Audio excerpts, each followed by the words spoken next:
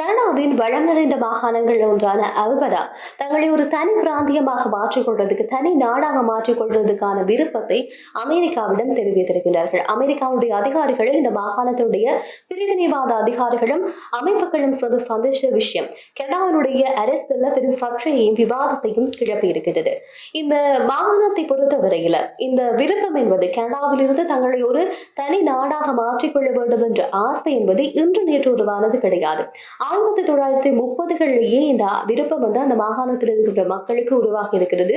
அதுக்கு காரணமாக அந்த மக்களுக்கு ஒருவரும் கனடாவில் தங்களோட அங்கமாக இருந்தாலும் கூட தங்கள்கிட்ட நிறைய வளம் இருப்பதாகவும், ஆனால் கனடாவுடைய பொருளாதாரத்திலே தங்களுடைய மாகாணம் மிக பெரிய பங்கை வகிக்கின்றது. இருந்த போதிலும் கனடாவுடைய மத்திய அரசு தங்களுடைய மாகாணத்தையும் மாகாணத்தில் இருக்கிற மக்களையும் ஒரு பொருட்டாக கருதுவது கிடையாது என்ற ஒரு குற்றச்சாட்டை தொடர்ச்சியாக இந்த மாகாணத்தில் இருக்கின்ற மக்கள் முன்வைத்துக் கொண்டே இருக்கிறார்கள்.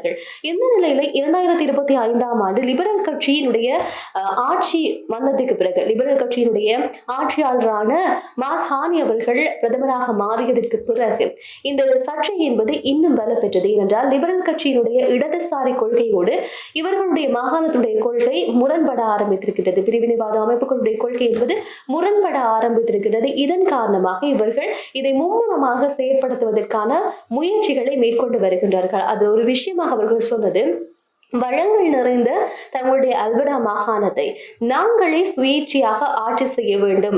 எனவே நாங்கள் கனடாவிலிருந்து பிரிய விரும்புகின்றவர்களை பிரிக்க முயற்சிகளை நாங்கள் மேற்கொள்றோம். அதான் எங்களுடைய விருப்பம் அப்படின்றதுல அவர்கள் தெளிவாக நீண்ட காலமாக கோரிக்கைகளை முன்வைத்து வந்து கொண்டிருக்கிறார்கள்.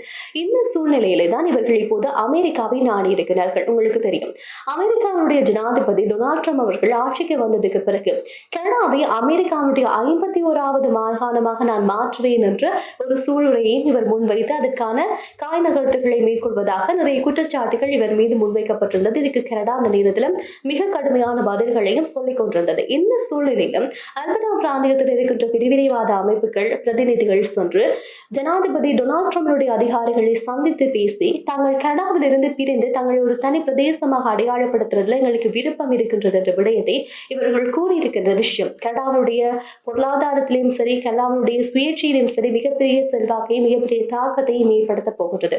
குறிப்பாக இந்த தகவலை கேட்டதுக்கு பிறகு மார்க் கார்னி அவர்கள் உடனடியாக இதுக்கு பதிலளிக்க ஆரம்பித்ததோடு நின்று விடாமல் கனடாவுடைய ஏனைய மாகாணங்களுடைய அதிகாரிகளை உடனடியாக அழைத்து அவர்களோடு பேச்சுவார்த்தைகளையும் கூட்டங்களையும் நேரடி சந்திப்புகளையும் மேற்கொள்ள ஆரம்பித்திருக்கிறார்.